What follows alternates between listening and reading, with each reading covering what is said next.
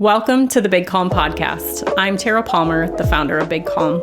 I'm a marriage and family therapist with over 15 years in private practice and a lot of experience helping a variety of people with emotional and relational challenges. While that experience is important and helpful in shaping the ideas we'll talk about here on the show, it is my work of learning to mindfully operate my own nervous system that will make your time listening to me and the Big Calm team relatable. Whether you find yourself stuck in the same old frustrating patterns, unable to keep your calm, or just wishing certain parts of your life could be better, we've got some great stuff for you. Each episode contains good, everyday nervous system informed material that can make all the difference. Thanks for being here with us. Hi, everyone, and welcome to the Big Calm podcast. I'm your guest host, Scott Palmer, and I'm here with Tara Palmer. Tara is the founder of Big Calm and also a licensed marriage and family therapist. Hey, Tara, how you doing today? Good. How are you? I'm good. Thanks for asking.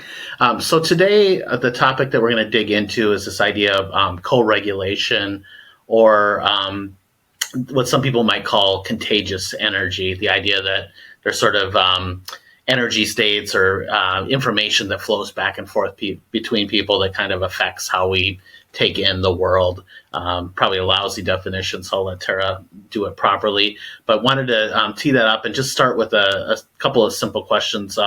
First of all, what is this nervous system and where does this co-regulation come from? Okay. So I'll just start with some basics with the nervous system. And so for some of you who have dialed in or tuned into this podcast before, this will be review. And for newcomers, this will be important foundational information. So the nervous system is basically a mind-body surveillance system. It's always working behind the scenes, and it's collecting information, primarily trying to sort out cues of danger versus cues of safety. And so it takes cues from inside of us, our physiology, outside of us in our broader environment, and then between us and other people. And so it is, again, kind of working in this unconscious behind the scenes way of neurocepting what's going on.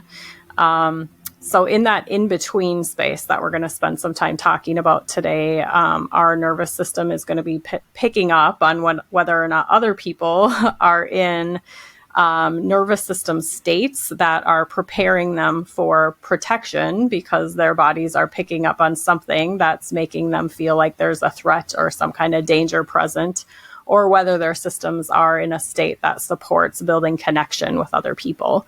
And so that's just huge, really, as we're interacting with people, and our systems are picking up on this all the time.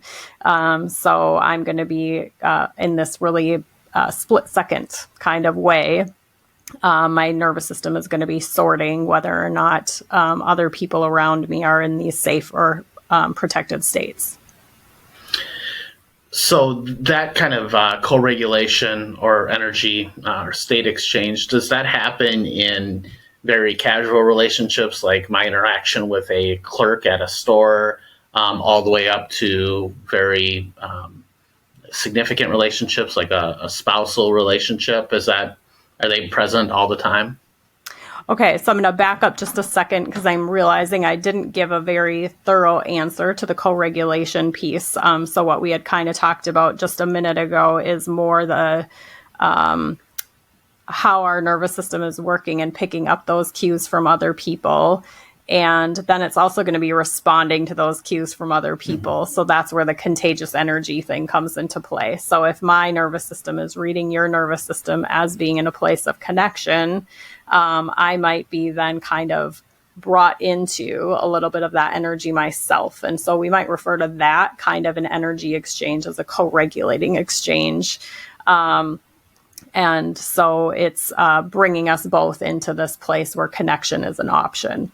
On the other hand, we might refer to if your nervous system is more in a protective state, and then my nervous system reads that, so I start moving into a protected state. Now we're experiencing something that we might refer to as co-activation.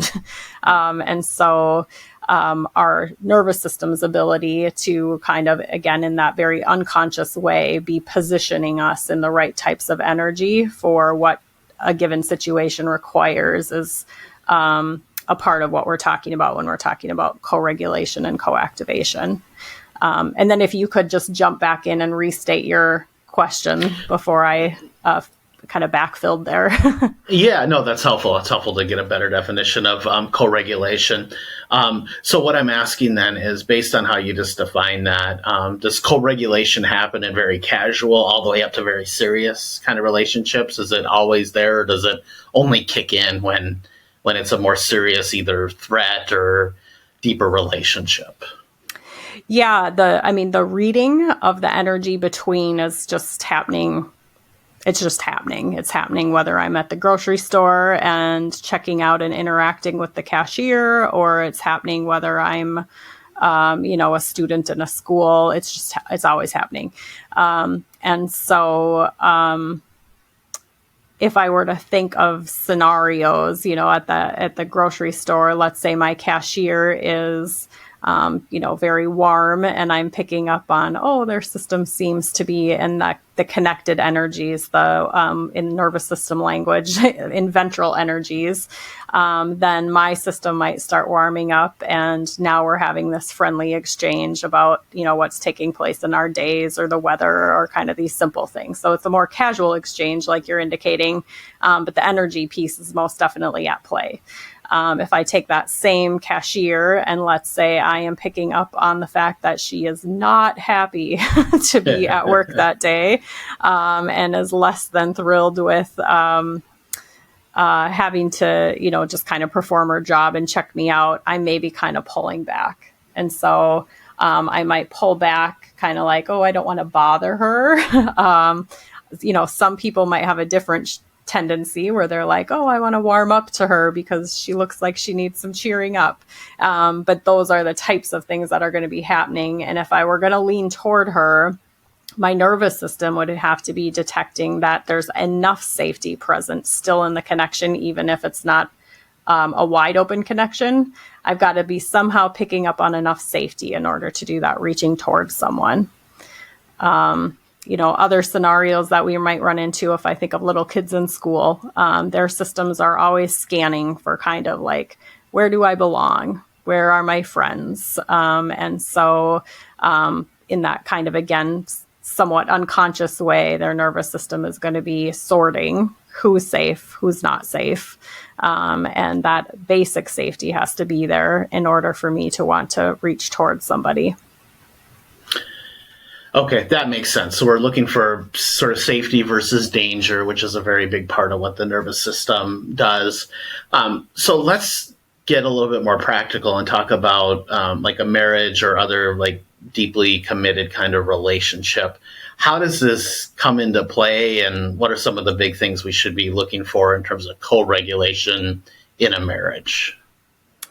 Maybe I'm going to just steer that question in a little bit different direction, and just kind of name that I think, a part of what is going to be so important in any relationship, and especially more intimate relationships like significant other connections, is that awareness that those protective and connective states are really foundational to whether or not we're going to be able to build the kind of intimacy that is satisfying for us. And so if we don't have, I guess, kind of this awareness of what's happening at the level of our nervous system, it's really easy to get tangled up with our partner as we're trying to figure out how to make that connection. So I guess I just want to comment on that part first, of just how important it is to recognize that those states are again, always operating behind the scenes. And if I'm not aware of what kind of a state I'm in, I might already be setting myself up for a bit of a challenge in my relationship when I approach to try to sort out connecting needs. So you spend a lot of time as a therapist and probably countless hours with couples. Do you feel like, are there a lot of fights and disagreements that sort of happen at that co-regulation level, but people maybe don't realize it, and then they end up fighting about, they got to add words to it and they want to describe it, and they're maybe angry or something's happening and they're fighting at the surface level, but it's really about what's going on at the co-regulation level? Okay, so I'm just going to clarify that term co-regulation quick before we get into that. So the contagious energy is just the stuff being exchanged between us, whether it is protective or connected kinds of energies. It's just that I feel your system and you feel my system. Co-regulating happens when we're my system is picking up on the resourced energy from your system. And so now my system is regulating. It's coming into more of a ventral state through the energy I'm picking up from your system. And so I think your question, I just don't want to confuse our listeners, is maybe more about the contagious energy. And then I think if I captured your question accurately, it's you're asking how people's lack of awareness maybe around what's happening at that level of the nervous system, does that contribute to increased fighting or disagreements? That's right. Am I getting that question right? Yeah, that's right. Okay, great. So it's huge. It's just huge. And so if I were to think of maybe a simple example of, let's say, I don't know, a husband comes home from work and his nervous system is in more of a sympathetic or fight or flight type of energy. He's just more wound up, maybe kind of irritable because of something that's taken place in his day. He's got, maybe to get the kids to some activities at night. He's got some things he's got to clean up from the office. Like there's just a lot on his plate. And so his system is in a more activated state than might be preferable kind of for him. And then let's say his wife comes in as kind of picking up, right, on that kind of energy. Like, oh, there's something in his body language. There's something in his, like the looks on his face, the tone in his voice. And then her nervous system is interpreting that as, great, what did I do wrong this time? And so that might be a pattern in her system that could even kind of predate their relationship. It's possible that she, grew up in a situation where she felt like she just could never get anything right. And so anytime people around her were irritable, oftentimes she would get blamed for things. And so she's like, her nervous system is on edge. Like, okay, great, here we go. I'm about ready to get blamed for something. And so she might be, now they're both kind of in these protective energies. He might be waiting for her to reach out to him and kind of like, oh, how was your day? What's going on? You seem like you're in a tough spot. And she's feeling like she has to protect herself from getting blamed for his energy. And now there's this huge disconnection taking place. And nobody's even conscious of kind of like what's going on. They might not be actually thinking those things in a lot of ways, or they kind of are, but it's so linked to these unconscious energies and patterns that they don't quite have language or pathways for discussing those things in meaningful ways and kind of getting at the heart of how do they find their way back into connection and into experiences where they're feeling supported. So in that scenario you described, I imagine a lot of couples have that kind of thing going on where they're just co-activating, and that probably could play out for years, right? I mean, unless something jumps in to kind of intercede, that could be kind of a very consistent and pronounced pattern in the marriage. Do you see that play out, and how do people maybe start to break out of that if these are like long-standing patterns? Yeah, I mean, I think it's really, gosh, this is a complicated question to answer because there's so many layers to it. I guess I would start by saying, yes, absolutely. People could get tangled up in those places because you can just imagine where that type of, if they were trying to resolve what was going on between them without some consciousness around like what's happening for you or what's getting stuck, or kind of having some more questions of curiosity to be able to ask each other, versus if they're coming from the protective assumptions maybe and asking questions. So let's say in the wife's shoes in that scenario that I had created, she is like, what's your problem? You know, what have I done wrong now? And he's like, what are you talking about? You're always creating issues, right? I just had a bad day. And she's assuming, oh, now he won't even engage with me. He won't even give me the time of day to tell me what's going on, right? And so they're just kind of off to the races, all tangled up. And they are never getting at that deeper experience of what was actually happening for each of them in that moment. And that in many regards, what was happening really didn't have much to do with the relationship itself. And so, people get tangled up in those spaces all the time, and oftentimes stay there if they don't have an opportunity to learn some of these things, really. And so I would say the opportunity to start learning about our nervous systems, to start getting familiar with like, oh, what kind of energy is moving through my body? What kind of a state am I in? And how is that impacting the way that I'm seeing the world, or the story I'm telling myself about what's going on in a given situation, is huge. But it kind of, I would tend to say, like, it can be beautiful for couples when they're willing to do some of that awareness building together. They can, maybe find a therapist or a coach or somebody who is able to guide them through that process. But really, if we can take responsibility for our own systems, I think that's where it starts. Because when I become aware of, let's say, again, the wife in that scenario, if she became aware in her system that story is coming from her childhood, it's not even necessarily coming from the dynamic in her marriage. Like, oh, I always assume that people are upset with me. That's maybe not fair. He maybe just had a bad day. And so I can kind of like, take a breath and be aware of like, do I think I did anything wrong? And if I didn't, then maybe I just get to approach and say, oh, honey, like, what's going on? You seem like you're kind of on edge. And now I might actually be able to shift. Instead of being in a protective energy, I can move into a connecting energy, and I might become a source of co-regulation for my spouse. Instead of when I get caught in my own protective energy, now I may be becoming like another source of activation in his system.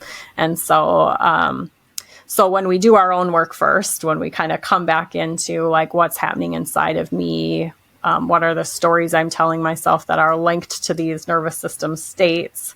How do I move myself into an energy that feels safer, and I get into this place where I'm more available for connection? It just kind of makes all the difference. I love that. One of the things, I don't know if you said it quite this way, but basically a lot of fights about the relationship are not about the relationship. They're about something else. And so that's a really interesting thing. And I think probably maybe a light bulb moment for some folks, because when you're in the moment and you're feeling passionate and fired up and you want to argue, or you feel very like justified, or at least I do. And that might be very well, in many cases, being driven by stuff that's happening below the surface that I'm not even aware of, but I come at it, hard and convicted and feeling like I've got this right. But I guess I'm just more of a comment than a question. Just I can see that really playing out in a lot of relationships where it's not really about what you think it's about. Yeah, I mean, our nervous, like, we're meaning making creatures, right? And so that nervous system energy is going to be coming up in our system. It just is there. It's always there. And then it's putting me in a certain state. And then again, it's informing the way that I see something. And so if I keep going back to my example of the wife in our story today, she's pulling back because she's deciding something, right? But it's being decided at the level of her nervous system. And then this story that she's telling herself about what's happening is almost like in a split second type of way, but it's coming second. But now she's getting really attached to her story. And that's her way of having an understanding of why she feels what she's feeling. And so if it's possible for us to start building the awareness that that nervous system energy is popping up first, and if we can pause there and kind of bring our perception to the neuroception, oh gosh, I'm feeling really kind of like anxious or scared right now. I'm afraid of being blamed, right? Then I can maybe sit with that for a minute and figure out, what does that part of me need and what do I do with this? Versus if I tell myself the story and now I'm just kind of like leaping ahead, doing what the story suggests I need to do, defend myself, let him have it. I don't know. Right. But there's these different things that we kind of want to do when we're in those energies that we might not do if we can bring our perception to the neuroception and shift ourselves into a more mindful relationship about what's happening. I like that. It strikes me too that we're a lot like, we're more like robots than we want to believe in a certain way too, where there is sort of something happens that's maybe even outside of our control. And then because of this programming, this energetic charge that's beneath the surface, when that hits, we respond in a certain way. I get angry or I get pissed off because someone cuts me off in traffic. And before you know it, I'm fighting with my wife or I'm pissed off about something else. And it just strikes me how much of our power we give up when this thing happens, and then we just go into autopilot or robot mode and respond a certain way. And conversely, how much power we can have if we're aware of those things, if we stop and sort of hit the pause button and take that inventory like you describe. We can buy ourselves a little time so we don't go from this thing happened, so I'm going to just go into autopilot mode. I can have some choices about how I respond. Yep. Well, the nervous system state, I guess, has everything to do with how we're experiencing a situation. So if I were to give kind of a simple example, I'm going to go with the road rage scenario. Let's say I'm out on the road, somebody cuts me off in traffic. If my nervous system is in a dorsal state, that's that more collapsed, shut down, in a survival energy, playing dead kind of an energy, I may have barely noticed that it happened. I might be kind of like in my own world, kind of disconnected from what's happening around me. I'm on autopilot, just driving to where I need to go. And so it might be like, oh, wow. And then I'm just back into autopilot again. If I'm in more of a fight or flight energy, now I might be like, what the heck? Like, what's your problem, buddy? Right. And so I'm kind of like a little bit more ready to go, because I'm in that fight or flight type of an energy. And if I'm in a ventral state, I might think, I hope everything's okay. I hope there's not an emergency. I hope they make it where they're trying to go safely and everybody else on the road stays safe too, And so the way I'm experiencing getting cut off in traffic, oftentimes is going to have a lot to do with where my nervous system is sitting. Yeah, you're a better person than me, because never once have I gotten cut off in traffic and thought, gee, I hope they're doing okay. I hope there's not an emergency, but I'm sure that is the case sometimes. So that's I'll try and reframe that next time I get cut off. So you talked before about kind of this like compassion and empathy and this beautiful thing that can happen between couples when they're aware that, hey, they might be getting set off. I have areas where I get set off. How can I essentially meet them and connect with them in that kind of place of vulnerability and kind of call that out? Could you talk a little bit more about like, how does that play out? And like, if people are caught in a bad pattern where that's not going on, which I would imagine is the case most of the time, how can I, as a husband or wife or concerned whoever, step in and kind of try and rewrite that script so that things go better next time? So if I'm understanding you right, you're asking if I'm the spouse of somebody who's caught in a more dysregulated state, how can I be supportive of that person and maybe moving away from that dysregulated place? Is that yes? You said right? that okay. Well. That's right. Okay. So, gosh, I mean, I would tend to say again first, ideally, both members of the couple have some understanding about this nervous system stuff, because it's huge to be able to recognize, oh, I am in kind of a dysregulated state. And so then that ability to talk openly about, hey, you seem like you're kind of activated right now. Is there something going on? And have the other person have some immediate that ability to bring perception to neuroception and say, I am. And then hopefully that ability from there to be able to kind of navigate that space and try to sort out in a way that's like, hey, I want to support you. How can I help you? And so what I'm doing there in the way that I'm framing that is essentially like I'm bringing that ventral energy into the situation. So, and it's probably going to translate easier if my partner already has a framework for some of what I'm talking about. If we're both able to use this language, it'll just translate easier. It doesn't mean it can't happen without that shared framework, but it's just going to be that much easier if we can both kind of speak the same language.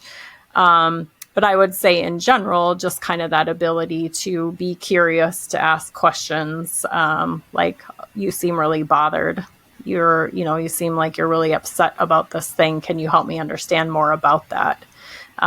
If the person is specifically upset, like if I'm the spouse trying to do that co-regulating thing, I might, and the person is, my spouse is upset with me, that's going to be a different kind of upset too than if I'm trying to help them navigate something outside in the world that they're upset about. But the more non-defended I can be about, like, if I'm hurting you, if there's something I'm doing, I'd like to know about that. I'd like to be able to build an understanding and figure out, how do we both get our needs met in this relationship? I don't want you to be feeling the need to go into that protective energy. I don't want you to be hurting. So the more I can be communicating those kinds of things, I think the stronger likelihood that my spouse's nervous system, right, is going to be picking up on those cues of safety. It might be helping to shift their physiology into that more ventral state. So there's more opening there for them to maybe access some awarenesses in their own system even, to support building understanding in the relationship. Is that making sense? It does, yeah. And then we talked earlier about like fights about the relationship that are not actually about the relationship. Do you find it helpful for, in that scenario, for a spouse to say, hey, could this be your nervous system reacting, to kind of give them a little bit of a map to make it maybe safer to say, to get out of that fight or flight stuff above?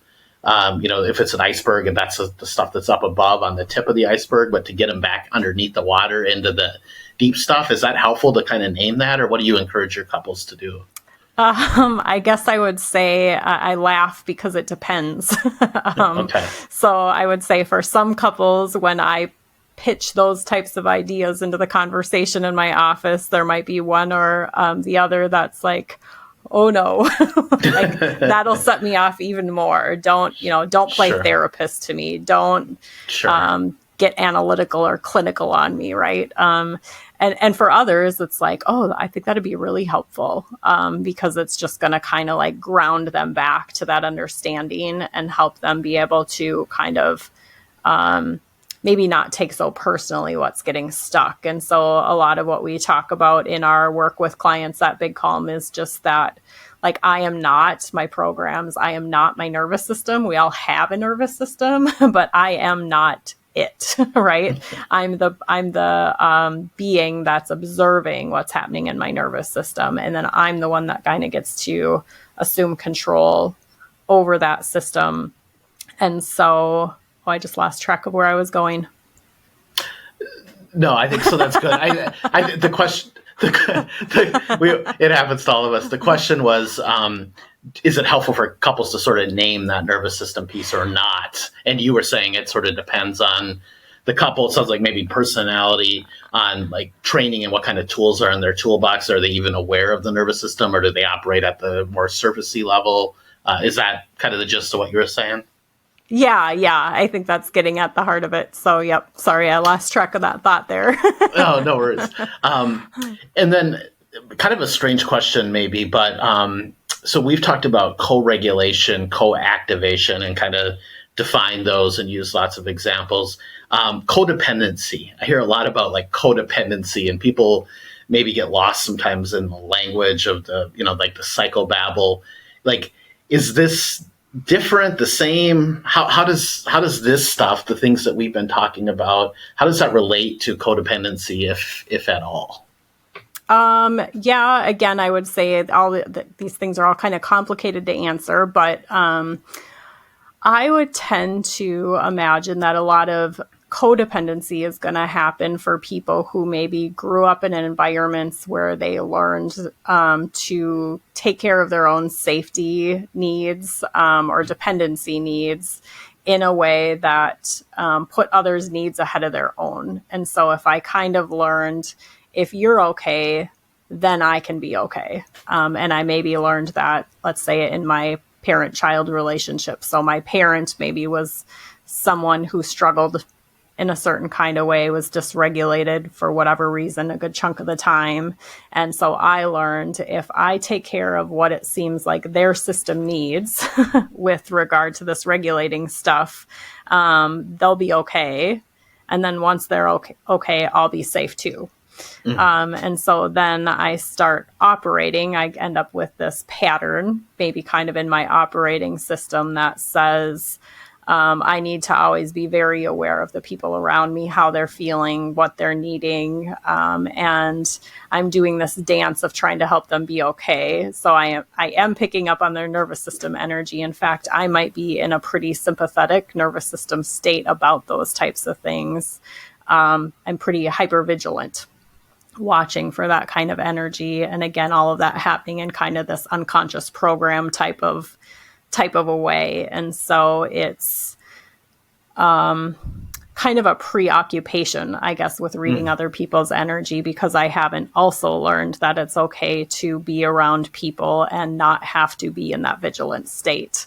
So ideally, when we're doing co-regulation, our nervous system can be positioned in a little bit more safety than that. And it can also account for our own needs kind of in that process of how do we navigate relationship. Great. Appreciate that. Last question. I would imagine a lot of people are listening and maybe aren't thrilled with the level of kind of contagious energy, maybe negative contagious energy in their own relationships. If people are listening and are kind of coming in from that spot, what are a couple of things you might recommend as sort of next steps to maybe start to change that dynamic in a positive way? I guess the first tip I would give anyone is to try to get a little bit more information about the nervous system and those core patterns that show up in all of our systems, and start getting a good sense of like, what are the energies they're experiencing in their body just as they move through their day-to-day life. And so do they tend to run in some more of that fight or flight energy? Do they tend to run in some more disconnected dorsal type energy, or do they operate, in a ventral state a good percentage of the time? And so becoming aware of where our own systems are is always going to be a huge starting place. And then if I tend to get stuck individually in some more activated states, also learning what are my tools to kind of shift towards more of a ventral state, so that I can be approaching my relationship in that connected energy. We're always going to have more success connecting and navigating, especially challenges in our relationship, when we're coming from that more connected energy. So I think doing our own work again, kind of first, and trying to slow that whole thing down, ideally maybe doing our individual work simultaneously or in kind of a coordinated way, might help things along that much better for a couple that's getting really stuck in some of those co-activating patterns.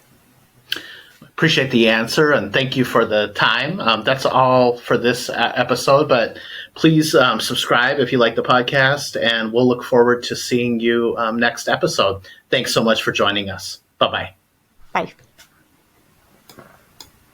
This podcast represents the opinions of Big Calm and our guests. The views expressed by guests are their own, and their appearance on our podcast does not imply an endorsement of them or any entity they represent. Podcast content should not be taken as medical advice. All content is for informational purposes only. Please consult your healthcare professional with any medical questions. In no way does listening, reading, emailing, or interacting on social media with our content establish a doctor-patient or therapist-patient relationship. Privacy is of utmost importance to us. All people, places, and scenarios mentioned in the podcast have been changed to protect confidentiality. This podcast should not be used in any legal capacity whatsoever, including but not limited to establishing standard of care in a legal sense or as a basis for expert witness testimony. No guarantee is given regarding the accuracy of any statements or opinions made on the podcast. The contents of our podcast and related show notes are all copyrighted content owned by Big Calm LLC. All podcasts and show notes that are distributed to the public for free can be redistributed via hard copy or electronic copy for free, only if Big Calm LLC is included as the acknowledged author within the actual media that is redistributed. This podcast is owned by Big Calm LLC.